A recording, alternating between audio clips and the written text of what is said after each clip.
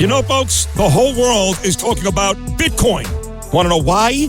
Maybe it's because Bitcoin rose in value over 150% last year, and this is just the beginning.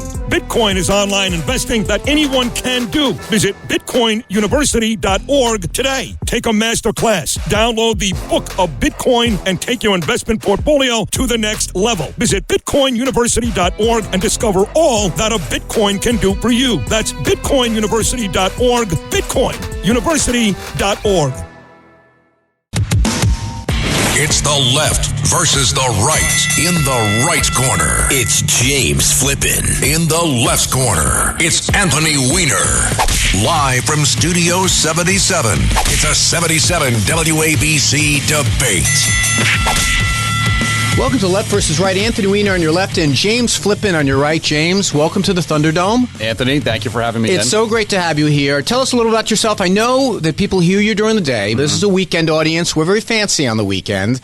Now, you do straight news. We have a great news program here, but and you're on, like when? Like 11, like midday, right? Midday news for the most part, and you might hear me on with Greg Kelly, on with Curtis Sliwa. They bring me in and kind of like to get my perspective on things. And you get in there a little bit. But I mean, I understand this is a big opportunity for you. I don't know why you chose the name Flippin as your stage name. That cannot be your real name. Believe it or not, Anthony, that is legit. Is it? Yeah, it's like a Scotch-Irish name. I don't know exactly what the etymology was. It shortened is. from something, you think? I don't think so, no. Interesting. There's some spellings of it that have the E at the end, but I am I. Are there any famous Flippins out there that we should know There was about? one with an E who was like a character actor in the 50s, Jay Flippin. And I've gotten the question before whether or not I'm related to him. Sadly, I have to say no. I mean, Weiner and Flippin, we can rotate more people in, but we're not going to get goofier names than the ones we've settled on. That's probably We've true. settled on, right. Well, it's great to have you. You know, I wanted to tell you, and I was mentioning this to Curtis on Friday, this is kind of like the plot of Rocky. That Apollo Creed is ready for a fight, and someone has to drop out, so they have to find someone at the last minute. I've had no chance to research your style or anything. Are you southpaw or you're righty? Which are you? I'm a righty. Are you? Met fan or Yankee fan? Met fan. All right, so we have at least one thing we do that we can agree on. We have that in common. Now, if you were going to say yes or no on Juan Soto, what would you say? It ain't my money.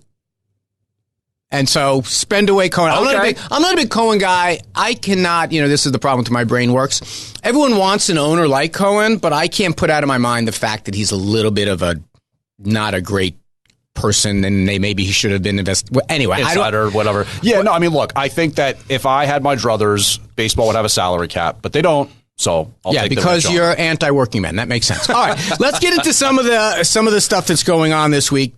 So the votes are steadily getting. Isn't it amazing? Even as we sit here on Saturday, not every vote has been counted because California and Arizona has almost all paper ballots, so it takes a long time. And California is just huge. For the most part, we now have all the votes counted. What do you think? What's your big takeaway from the election? I haven't been listening to you during the day. What's your big takeaway? I think that the big takeaway is people reacted to the way things went down over the last 4 years. And the majority of the American voters said that they were unhappy with it. They were unhappy with the unchecked immigration at the southern border. They were unhappy with all the spending, both home and abroad, that led to prices rising through inflationary pressures. And they were unhappy with the way maybe that the wool was held over their eyes a little bit concerning President Biden. Then he gets out of the race so late. Right, because nobody knew Joe Biden was old and feeble. The American people just could not figure that out for themselves. I understand the implication that you make there, Anthony, but at the same time, I think that there are a good number of older Americans who get the majority of their news through cable TV networks, and I don't think that issue was properly covered. Really? So the biggest TV network on God's earth, Fox News, doing it every single day. James Flippin in every news break was like, okay, Joe Biden stepped on his whatever today. I just don't buy it. Every poll showed that like 70% of Americans thought he was too old and shouldn't run. I mean, I think that was baked into the analysis. Here's the thing that I can't figure out, and I've even heard on airwaves here at 77 WABC, the landslide, the mandate. He got 50.2%. All right. He basically lost most swing state Senate races. The House is exactly the way it was. We flipped some seats here in the House. Mandate my butt. This is basically a 50-50 country, and he won the coin flip this time. Okay, that's an interesting perspective. I mean, I think the fact that Trump won the popular vote should serve as a wake-up call to people on the left. I think that people who, if they're actually interested in winning future elections or potentially finding some way to find compromise in the middle, they should realize that there is a need for the left to look at itself and say, what are some of the policies that we've been embracing? What are some of the ways that we've been failing to communicate with the voters of America? Because, look, Anthony, I think you would agree the Democratic Party is no longer the party of the working class person. You made that joke about, the baseball salary cap, and really much more the party of the suburbs and the party of the corporate interests and all this kind of thing. And that's where the party of the city and the cities. If you're the party of the cities and the party of the suburbs, you're the party of the country. There's no people out there. But look at what happened in the Bronx here in New York City and some of the ways that the voting trends, also in parts of New Jersey that have traditionally been very blue, are kind of starting to slide the other way. I looked at some of that, and now that we've seen the votes have all come in, you know what it looks like? It looks like that Democrats did not turn out with the enthusiasm that we expected. And when you change the denominator of the number of votes, the percentage seems a little bit bigger. For example, here in New York, 800,000 fewer people voted for Harris than voted for Biden 4 years ago. True, Trump got more votes, but only about 100,000. Mm-hmm. It's just because we stopped voting. I think you make a good point. I just am a little bit, look, the way we look at Electoral College, 300 some odd votes, 50.2% makes this the closest election in American history, but for four others. It's one of the closest we've ever had because we are a 50-50 country, for better or for worse. And to hear people say, well, now Trump has a mandate. I don't know what kind of mandate he has. It's a very narrow thing. Look, we on the Democratic side lost because Trump won by about 2% in the election. That's what this came down to. Yeah, and I think that when you talk about enthusiasm for a candidate or lack thereof, that is a big problem that the Democrats had this time around. First of all, Kamala Harris was more or less installed as the choice. There wasn't a primary. There wasn't a proper vetting of her as a candidate in connection to other potential candidates. I mean, you could sort of twist your face at that, but at the same time, it really was all of a sudden. She was, by the way, them saying she's the candidate. Every place that Joe Biden appeared on a ballot, it was Biden-Harris, Biden-Harris, Biden-Harris. I don't know what the point is of having two people on the ticket if one doesn't step in. The idea that Harris wasn't known. She ran for president, was the United States vice president, was a senator, was an attorney general. She's been in politics way more than Donald Trump has been in politics. Maybe not so much unknown, but unpopular. Like, she wasn't actually elected as the candidate. She was installed as the candidate. No, she was chosen by the convention, just like every candidate has every 4 years. It was the exact same process.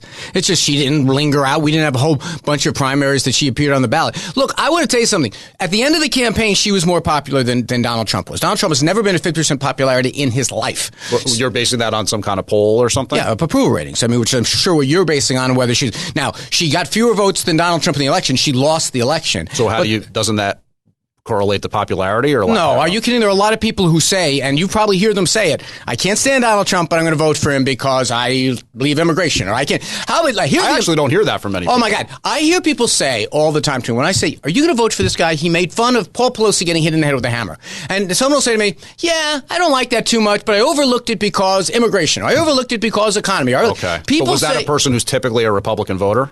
No, I think, frankly, there are not enough Republican voters to get to 50.2%. You're obviously, if you're going to win elections, you're going to win over about 20%, maybe not that high, 15% of his votes in exit polls said they didn't like him.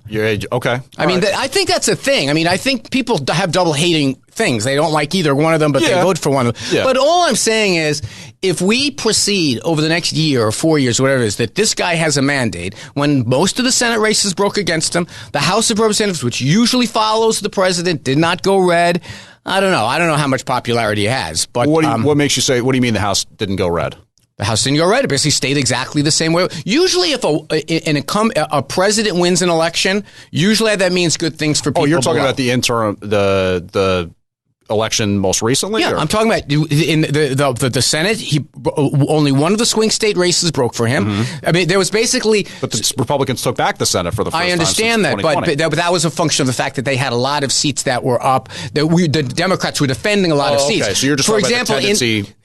Here's the way to put it. In the swing states, Democrats were on the ballot for Senate in all those states and won all but one of them, where Donald Trump won at the top of the ticket, meaning that it's not like he had coattails. And in the House of Representatives, as we sit here, the Republicans are right at 218. which is basically they're going to finish about 222. It's basically where they left. Well, so there were no coattails for Donald Trump. I think that the majority of the traditional average American voter would say that they don't really care for Congress no matter what side of the aisle that you're on. And if there is a mandate that comes along for President-elect Trump here, it's on the economy. You know, we saw, you want to talk about polling data, most people said they trusted Trump when it came to the economy in comparison to Harris. Now, that probably is kind of normal when you talk about the Republican versus the Democrat and stuff like that, but maybe not. And if you think about the biggest problem facing the economy right now, it's the cost of money or the way that money's been devalued through inflation and rates are rising and all that kind of stuff. So when you think about what the biggest problem is for inflation, it's government spending. And of course, the way that money's been flying out the door over the last 4 or 5 years, partially under Trump as well, by the way, whether it was COVID stimulus money or all the money going to Ukraine or all the money that's being involved in these foreign wars, people don't want that anymore. They want the spending reined in. They want to at least slow price growth so that commensurate with wages, you have a chance at the grocery store. You have a chance when you're buying gas. You have a chance with all this kind of stuff. And I think that the mandate is slow down the growth of government and the way government is impacting everybody's lives. Well, inflation's at 1.9%, James.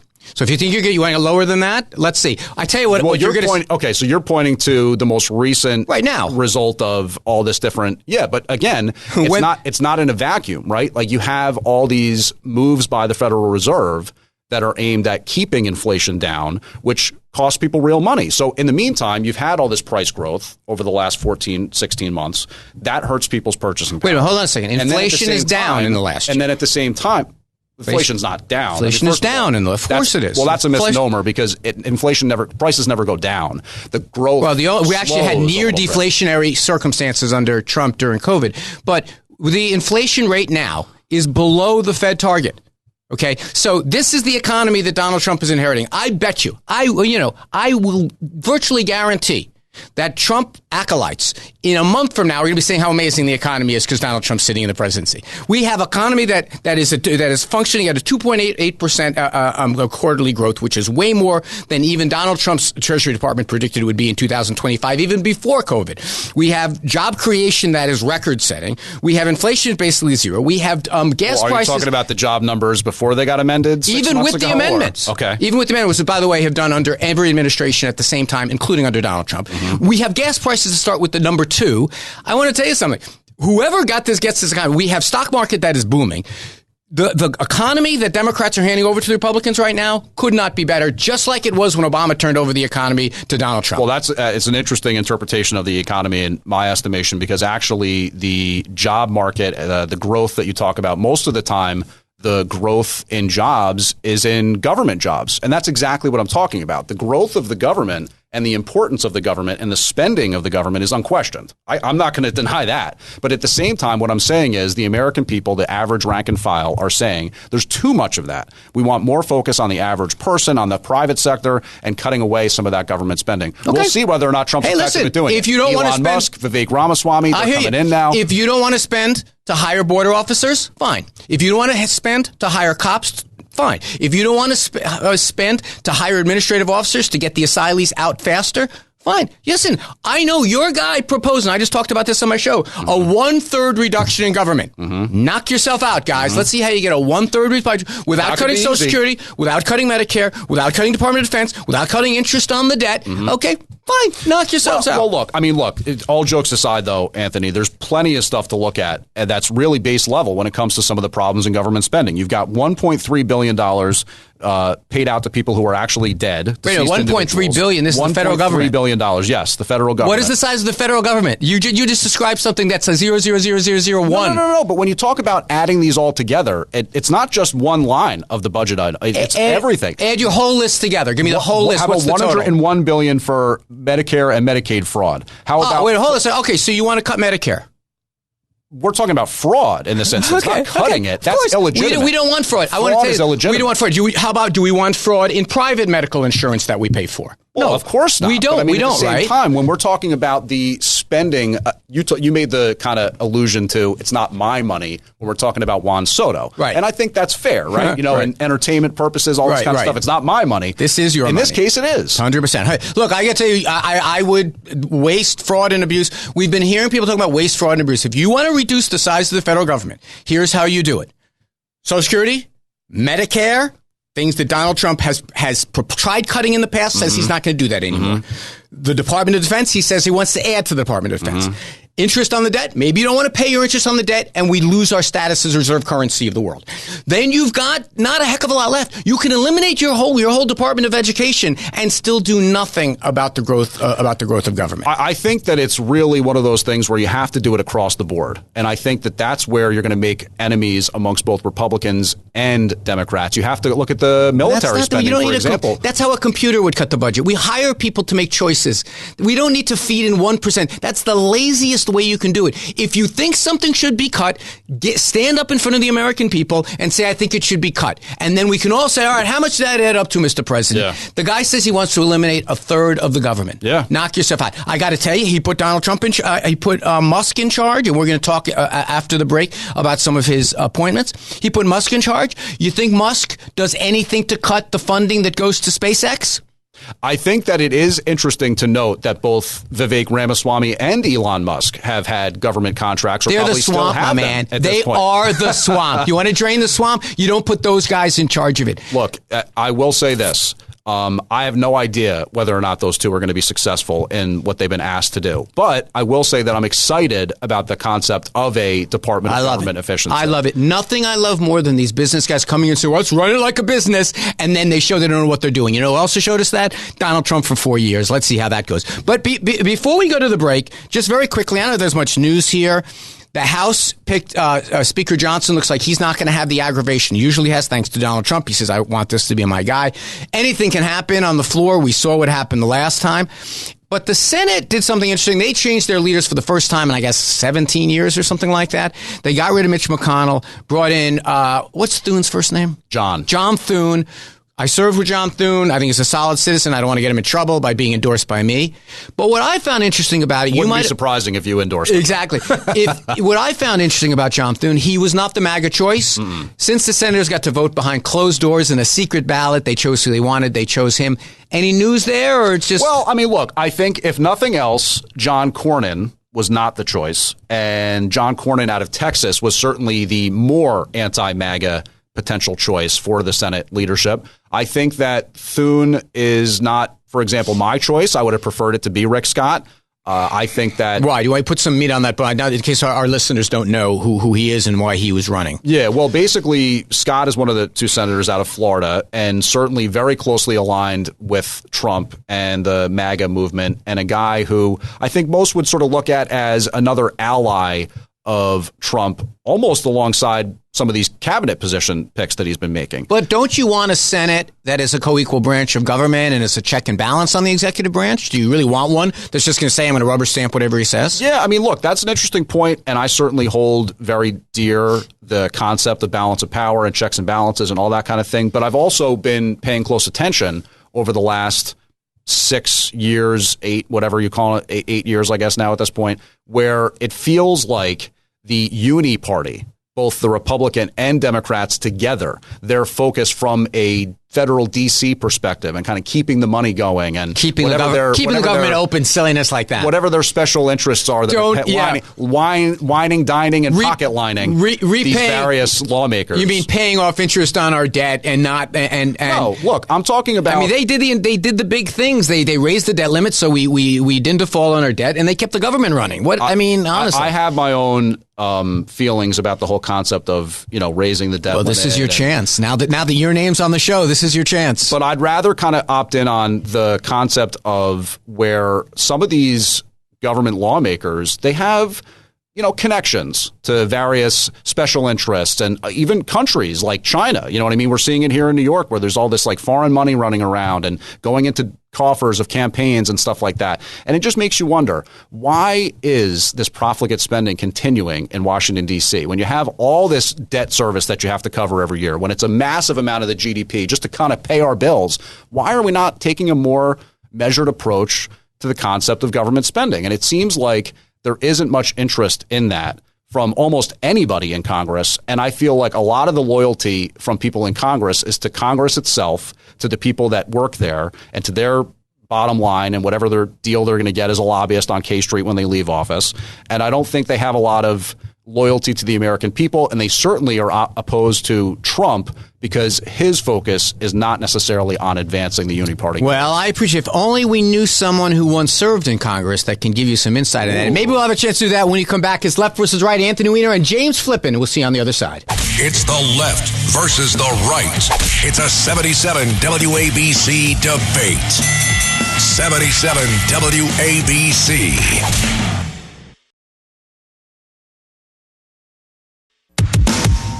It's the left versus the right. In the right corner, it's James Flippin. In the left corner, it's Anthony Weiner. 77 WABC. So welcome back to Left versus Right. Anthony Weiner on your left and James Flippin, his debut as our person on the right. We've cycled through a few different people. We might have finally settled on one with a goofier name than mine, and it's great to have you here. Now, you did a little bit of riff just before the break, and I respect it. There's lots of spending that's going on. I mean, it's not on a rundown. It won't get bogged down. Maybe we'll do a future episode focused just on this. But look, the bottom line is that people have different priorities of what they want to spend. Republicans have arguably been the biggest spender, bigger spenders even than Democrats. And if you represent a district that is a military district and has a base or has a production company, a company that makes armaments, you're going to want to advocate for that. That's you doing your job. That's not you being corrupt. That's not you being on the take. That's you doing your job. If you live in an agriculture district and you believe very strongly you want price supports for agriculture, that's not you being on the take. That's not you being crooked. That's not you being some bumper sticker for a speech on talk radio. That's you doing your job. It's the way our system was created. And when you put these things together, frankly, cuts are difficult. But I have to tell you, much of what the government does are things that are broadly popular, and they don't want to cut them. Social Security, broadly popular. Medicare, broadly popular. It costs more money to take care of people's health. Now, there are ways to save money on Medicare. You can have a single-payer healthcare system, so we take out the insurance company middleman. Those are controversial things also. The point is that there's another side of this. If you give giant tax cuts and say we have less money coming in, and we're gonna not just take as much money in, and we're gonna give it to the Elon Musks of the world and to the Jeff Bezoses of the world and the Mike Bloombergs of the world, then you have less money to do the rest of the things. We can't keep talking about the federal budget as if there's only expenses and there's not money coming in. And by the way, there's a lot of money coming in now from people that are undocumented. Billions of dollars are coming in form of sales tax, in form of Social Security taxes. When an undocumented person shows up at a job site, he has a fake Social Security number. You know who gets that money? You do. I do. Not that person who's undocumented. There's all kinds of ways that if we really wanted to do these things, but they require political will. And let's see if Donald Trump demonstrates it. If he or this Doge group, if they come up with ways to save money, I formed some of my closest relationships with my Republican friends around finding discrete things like you've identified in this show and saying, let's both agree to try to cut those things. Yeah. Me and a guy named from Utah, Jason Chaffetz, and before that, Jeff Flake. Every year we would go to the floor and try to stop the subsidy for mohair. Now, why the F do we have a subsidy for mohair? Because we used to make our military uniforms out of it. We haven't made our uniforms out of mohair in forever. Yeah. It's not a lot of money, but it's something. We still couldn't win those votes. Well, look, and that's frustrating to hear, Anthony, and I have no doubt that continues. I think that your point at the onset of your comments is well-founded, right? That it's not just the corruption side of things that somebody should be totally focused on or keying in on as the only problem. Sometimes it's just that these lawmakers are predicated on the idea that the best solution is government, that they're the ones that have the best ideas in place, and that spending on the government side is the best solution. Somebody like me might say, I disagree with that concept. Now, that being said, you're talking about a lot of different aspects of the kind of difficulties of reforming government and coming up against this stuff. I think even about the whole DOGE thing, Department of Government Efficiency. I think about this stuff a lot because you think about all the people in our area here in the tri-state. Let's go down to Washington, D.C. and think about all the people down there that do work these government jobs. You know, if I had a chance to interview Elon Musk and Vivek Ramaswamy, I'd want to ask them. Clearly, it's not just going to be cutting this program, cutting that. there's probably a lot of people that are going to be out of work as a result of some of these reforms, if in fact you're able to make them happen. What do we do about that? I think that's where you have to get creative as a government and say, you know what? It's about stopping the bleeding right now when you talk about all that debt service that we're covering, when we're talking about the deficit spending that we're running, when we're talking about the need to raise the cap on spending every 6 months or else we're going to shut the lights off. Maybe you go through the program of some kind of a severance thing for some of these government employees. Less the employee. I mean, I'll be honest with you. There's not a lot of meat there. 1/7 of all of the 1/7 of all of the debt that we have in our books came in one administration, the first Trump administration, because of that giant tax cut. We also have wars that are unpaid for and things like that. The point that I'm making is that the real big stuff I've already identified here. You can shut down the Department of Education, knock yourself unconscious. You can do that. You're not making a debt in the federal deficit. Now, you're making a good philosophical point about whether you think that we should be doing that. But by the way, all of the education funding in our country, very little of it comes from Washington. It's local money. That's where the local stuff is. And if you ask someone, do you want to cut your education budget? They're going to say no. Well, there's one other thing, and I appreciate you are a philosophically, intellectually honest libertarian. I honor that. But the system works. You don't get elected. You don't have a bunch of libertarians in Congress. You got Democrats, Republicans in Congress because the voters are rewarding them for doing the things they're doing. I told you I did a lot of work with a guy named Jeff Flake from Arizona. Every year he would come to the floor and say what you said, 1% because you break up the budget in 13 bills.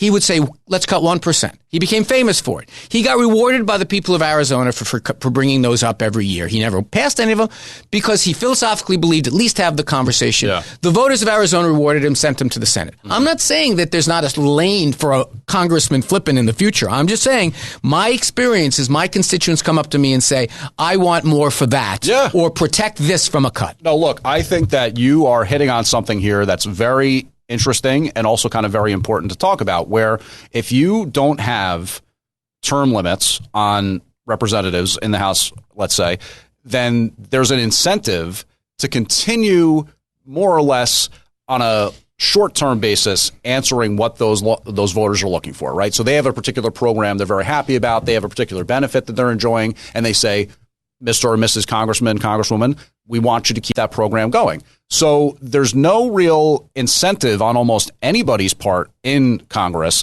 to actually look to actively cut the spending, let's say 1%, or take a penny of every dollar spent and put it toward the national debt and stuff like that. That's where, I don't know if you've ever heard of this thing, the Convention of States. One of the hosts on our station, Mark Levin, is very into this whole concept where you have to have a certain number of states come together. You probably would know the answer to this, to enact an amendment. If you have, I think, 2/3 of the states that actually go ahead and pass an amendment, that becomes law. It's an archaic and sort of rare. Well, it has to be ratified by those states, but yes. But I would love to see a constitutional amendment that says spending is limited to a certain percentage of the GDP. But this whole idea, if you think you write words on a piece of paper is better than just electing people to Congress to go argue for what they believe their constituents want. This idea that this magic substitution of, if only we had a law that stopped them from spending, they wouldn't spend. No, they're spending because this is the way the democracy works. As far as the term limits, look, the genius of our Constitution, and I know, if you're a Trump supporter, you can't be a big fan of the Constitution, but the genius of our Constitution is we have the Senate, the cooling saucer of our democracy. You have the House, which is supposed to be a little bit more reactive. And, to be honest with you, I don't think that the problem lies there. I think the problem lies in a structural element in our country, which is we have grown inured to the idea of immediate gratification. When I was in public life, very few people would come up to me and say, boy, that infrastructure under our ground that is now 30 years old, we better spend some money on that because in 10 years it might erode and we'll have a flood. People don't think like that. They're like, I got a pothole, fix my pothole. I got a school that needs painting, paint my school. And that's the weakness of democracy, unfortunately, is that we have to be reactive to the now. And the business communities know better. Every CEO is like, all right, what's today's stock price? What's today's quarterly whatever? Very little incentive for him to say, I'm going to take a loss this year because I'm going to invest in something that my successor is going to see. Yeah. Well, I think that what I see in government and talking about some of the things you're referring to is a lack of creativity. I don't think there's ever any idea about doing things differently. Like, I remember when the Amazon deal got killed here in New York, whatever that was. I think that was under Trump the first time around. 2018, I think. Yeah. there was this really strong pushback from members of the people of the left, progressives, who said that this is a tax cut for one of the world's richest organizations and the juice isn't worth the squeeze and all this kind of thing. And I thought to myself, what if we had said something like, you know what, Amazon, you can put your name on the subway system. You can call it the Amazon here in New York City, but you have to upgrade the signal system by the year 2020, or you owe us X amount of back taxes with all this. I mean, you can say you said something like, you know what, NJ Transit, LARR, if you give us $10,000, you can ride the train for free for the next 20 years, and then you have a special ticket that allows you to benefit from that system, and you're getting all this all this revenue up front to put the money into place, and it's a more collaborative effort. In other words, why not try to think outside the box? Not for nothing, James. I love you, but like putting sponsorship on things is not exactly my idea of a new idea. And you brought up Amazon with the subway system like that. Remember, frankly, we sell advertising all over the subway like mad. It's not called the Amazon that takes you from uptown to downtown, takes you from west. I don't know if you got on the 7 during the playoffs. They had the big McDonald's thing with what's his name? Grimace. It's the purple Grimace. I loved it. But look, I'm not. I think that's right, and I honor ideas. When I ran for mayor, I got 2 books of ideas, 120 of them. I think ideas are great, but remember what the Amazon deal was about, and this is definitely not on a rundown. But the Amazon deal was about offering subsidy to a major corporation to come to our city. We said no, and guess what? They came anyway. So I don't even know what the verdict is. Well, but they built that big center down in Virginia, which was supposed to be out in Long Island City. Frankly, the one in Virginia wound up being a third of the size they originally thought it would be. And if you ask Virginians whether they feel like they got a good deal out of that, they would probably say no. The point I'm making is throwing cash at companies to stay in cities like New York never pays off. That's why when we didn't throw cash at Goldman Sachs, they stayed anyway. Because we wind up not paying them. But let's get to some of the real news. I really enjoyed this philosophical conversation. If you're invited back, which is I don't know who makes that decision at this point, then maybe we'll devote an episode to it. Cool. But let's talk about the big news of the week, which is the crazy, and I don't think there's any other word to put it, the crazy collection of appointments that Donald Trump has already rolled out. I don't even know where to start. I'll just throw them out, and then you kind of give me your take, and I'll see. You got Matt Gaetz, former member of Congress. I say former because he resigned the day that he was put in. He's got ethics investigations, legal investigations for the Attorney General. Mm-hmm. Okay, that's one. Then you've got for DOD Secretary, this guy Pete Hegseth, who and I'm not a Fox. How do you say it? Hegseth. I think anyway. He's a Fox guy. He's a Fox News guy. Right. You've got RFK Jr., where he's so wacky and out there. Even the New York Post had an editorial saying he's too far out there. Yeah. And then you've got ones that, for some of us, we're like not so upset about it. Some of the hawkish guys imaginable on Israel that were put into place. Which, by the way, Hegseth, I would say, is really probably more of a hawk than I know, but he has no administrative.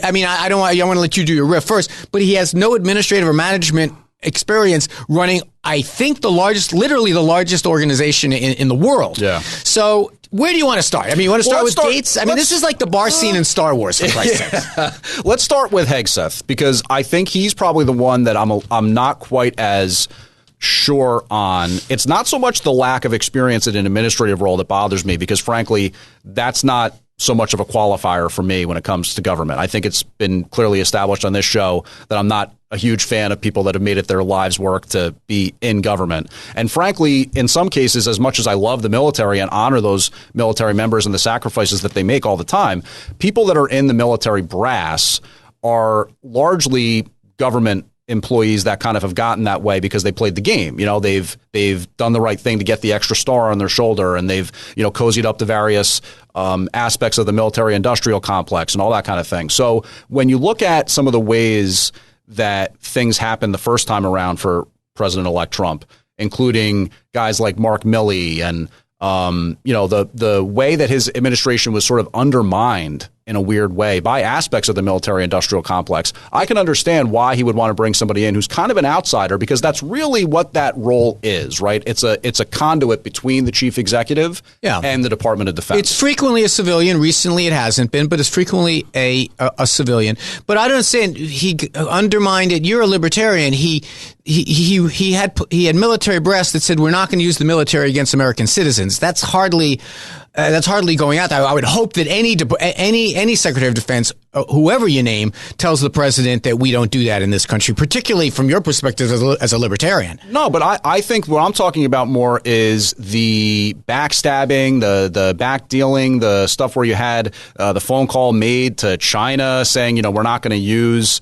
nuclear weapons, or don't worry, we're not going to attack you, or something like that. That was really bizarre. I can't remember if that was... I followed that story also. I think you work for the chief executive. No, I get that. I get that. But having... I mean, I don't know what the scenario is. If you have an executive, a boss, that's acting in an erratic way, you have a relationship with your counterparts in other major countries. That's how we roll. We have those relationships.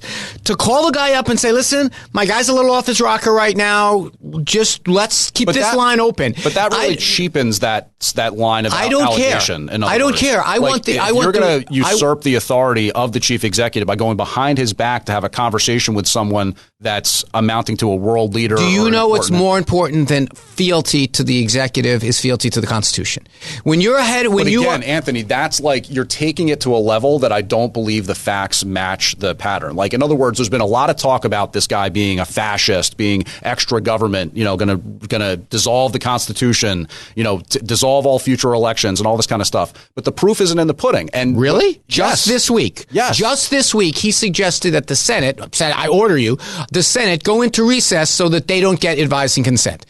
That's exactly, that's what a fascist actually does. I mean, I get the idea that, recess appointments have happened in the past. Recess appointments, yes, but we've never had a United States Senate that went into recess when they weren't in recess. Well, we had recess appointments all the time in the 1800s.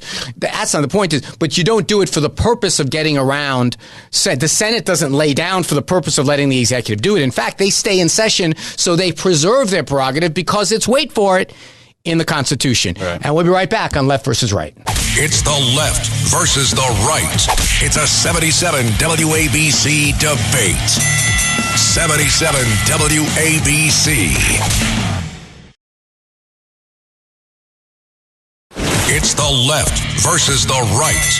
From Studio 77, it's a 77 WABC debate. 77 WABC. So welcome back to Left versus Right. Anthony Weiner on your left, James Flippin on your right. If you missed any part of this program, you can get it as a podcast on the Red Apple Podcast Network or anywhere where you get podcasts. If you want to listen to James' best work during the week from 11 to 3, he does the very informative news breaks at the top of the hour and also joins in the conversation with our host. It's great to have him here. Before we get off the conversation about the Trump team, we have to pause for a moment on this guy, Gates. I'm confusing with Rick Gates. He is Matt Gates. Thank you. See, this is the benefit of having a news guy to do this. I know. I have all the first names. You know every name. Yeah. Okay. Is this three-dimensional chess that he's going to get rejected and then Trump gets other picks? Or is this just Donald Trump, and I say this to my Trump friends, doing what he said he was going to do? He said, I want to dismantle the administrative state. He says, I want to get rid of the FBI. Well, this is a guy that would do it. Where do you think this falls on that continuum? Well, first of all, don't promise me with a good time when it comes to getting rid of the FBI. That gets me excited. But, right, because Republicans and libertarians are anti-law enforcement. Right? I get it. Yeah, exactly. No, I think that in terms of selecting Gates, right, it's interesting. But I and many other Republicans feel very passionately that the justice system has lost the plot, that there is a weaponized prosecution trend and bend amongst federal prosecutors, local prosecutors in certain kind of blue-leaning districts. Very prominently, we saw that here in New York with the Manhattan District Attorney's prosecution of the falsified business records thing. And, of course, with Jack Smith and the special counsel cases, you had that on the federal level. So I feel as though this is a choice. Whether or not he gets confirmed, I have no idea. We'll have to check the poly market odds. But the idea behind a Gates is this is a guy who is going to stand up and defend that position that Trump has taken, which is that's wrong. That weaponized prosecution is wrong. Decided at the ballot box, decided on the debate stage, decided in various different ways. Don't indict your political opponents because you don't feel that you can beat them. Yeah, that's fair. Election. So I didn't hear you say this when Trump got into office and immediately appointed Durham to investigate the Clinton family. I didn't hear you say that. Well, having a special. Well, first of all, Durham was actually appointed as a special counsel. Properly, that's what I'm saying, right? So that was a different process than. No, that's the Smith. That's the exact same Smith. That's the weaponization process. Was Durham appointed through a congressional process, or was it just installed as a? Trump went after his opponents the moment he got in. He did IRS investigations of Comey. He fired Comey. He investigated the Clintons. Now he couldn't find anything, and he was furious about it. You saw the Durham report, but you're talking about Well, the Durham report. I wouldn't suggest that the Durham report doesn't contain serious allegations. Well, I want to tell you, it's the first special prosecutor in American history that didn't result in a conviction finding anyone violated the law. So it was pretty much. There's no. It's closed. There's no statute of limitations for treason, so we'll see what happens there. But it's closed. Durham filed his report, said I didn't find anything on Hillary. He indicted one person. But again, like I said, there's a computer tech that then went to trial and was acquitted. So I just want to make sure we understand this whole Donald Trump, I didn't investigate my opponents.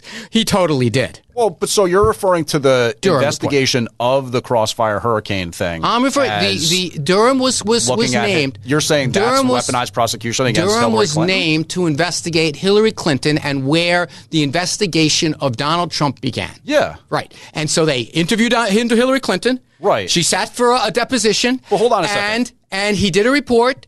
And he had offered no indictments or anything. And in the report, basically said, I didn't find anything wrong here that rises the level of criminality. Well, let me just clarify something. Yeah. The Durham investigation was looking at the entire process, including that Russiagate collusion, kind of how that started and what the origins of it were, that was the Mueller report. That was the Mueller report. This was to find out how Hillary started the investigation of him. That's what I'm talking about. Right. And they found out it didn't. That Hillary had no culpability in any way illegal. All I'm making the point is that Hillary. That's a version of the events that I don't subscribe to. I offer you to Google the Durham report. No, I'm aware of the fact that resulted in no serious indictments. Under what administration was the Durham report? That was under the Trump administration. Who was it named by?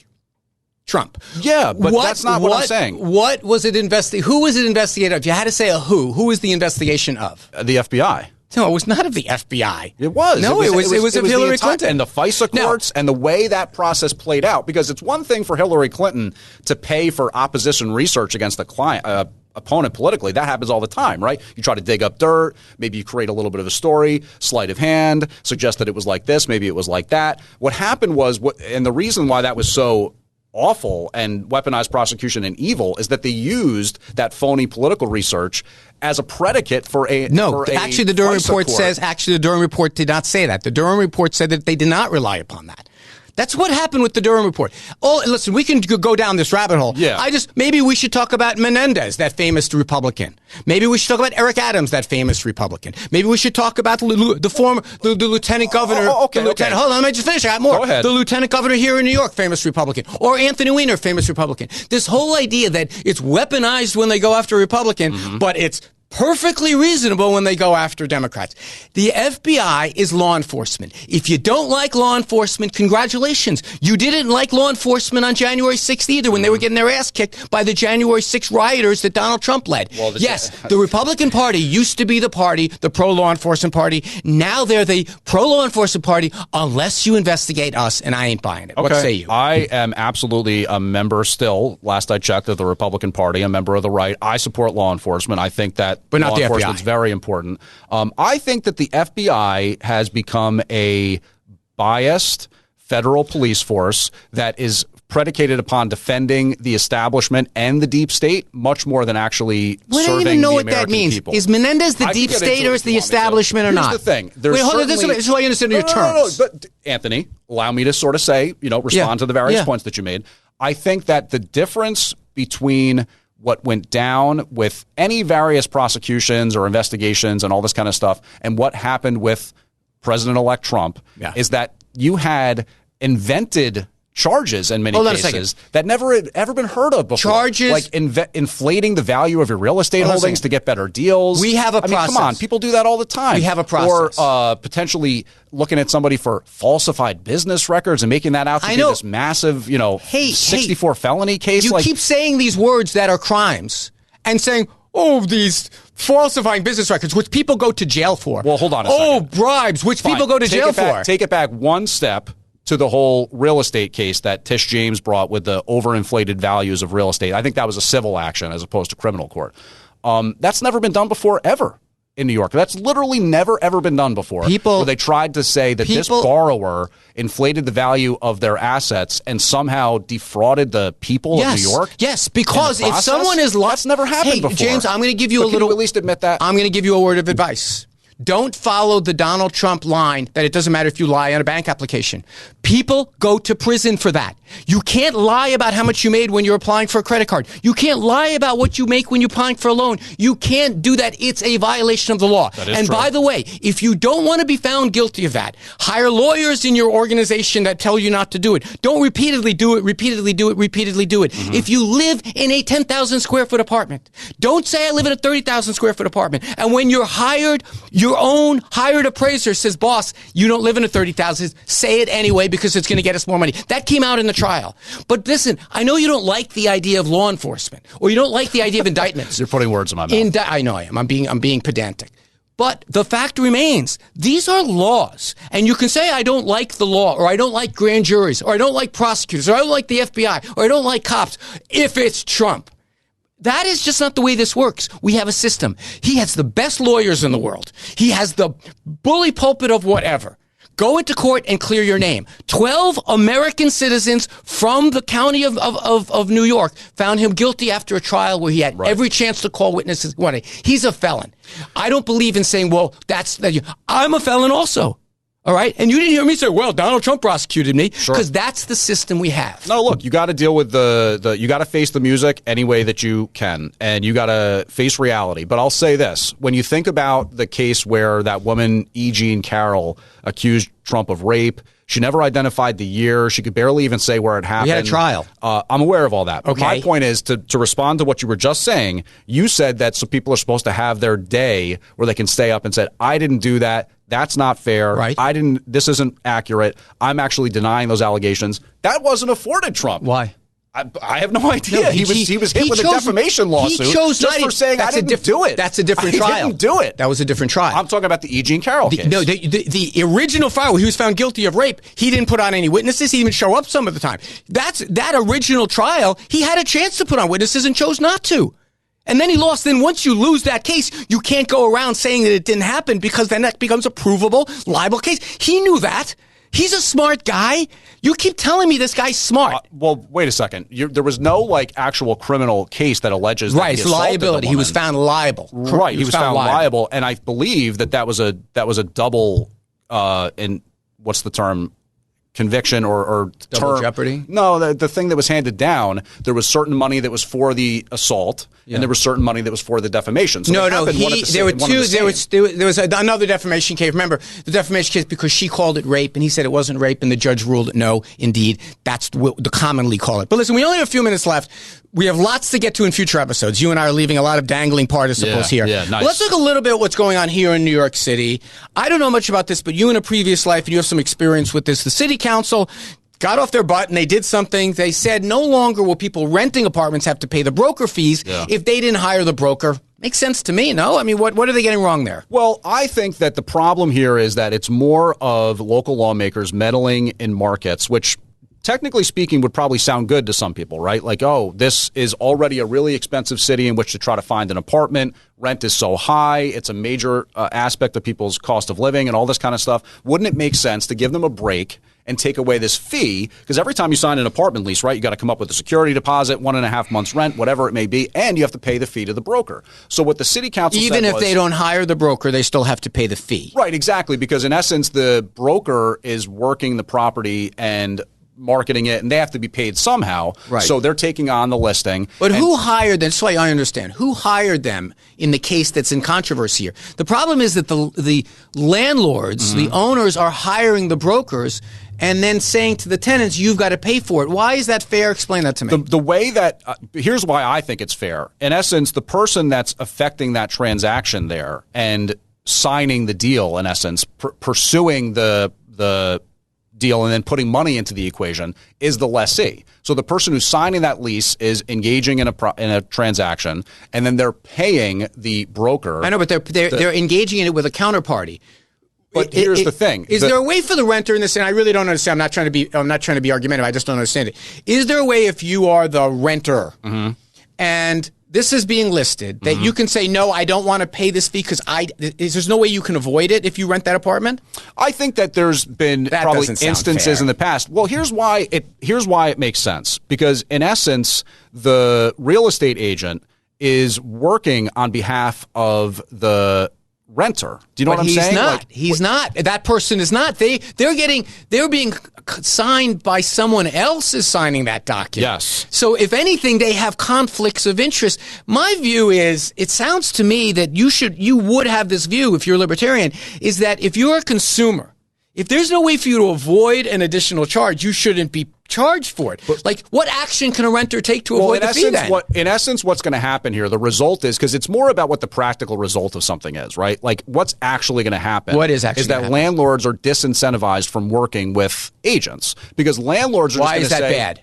The reason that's bad is that there's actually a service that's provided by real estate agents. They're out there marketing the property, being able to show you the property, come in and take a look at it, arrange for the showing of it. Okay, but it's a service that's provided. I get like that, any other professional. But when you are a salesman for a thing, usually the person selling the thing is hiring the salesman. Right. But even if you're not, even if you buy your theory about that, if a renter wants to hire a broker, they can still do it. All this law says is that whoever hires them pays them. It seems fairly common sense. And I'm not a huge fan of the city council, but it does seem fairly common sense. And I can understand why you see it that way. It also, to some people, makes sense to have things like rent stabilization, which is a way to sort of like, in theory, cap the growth of rents so that they kind of don't run away from people's income and stuff like that. The problem is what results in some of this regulation is you're taking away the middle of the market.